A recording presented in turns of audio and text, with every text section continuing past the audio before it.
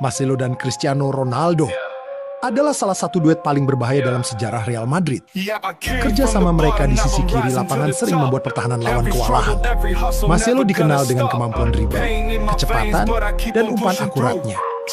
Sementara Ronaldo selalu siap mencari ruang di kotak penalti untuk menyelesaikan peluang. Saat Marcelo menusuk dari sayap kiri, Ronaldo bergerak cerdas untuk membuka celah dan menunggu umpan matang. Berkali-kali kombinasi ini menghasilkan gol-gol spektakuler.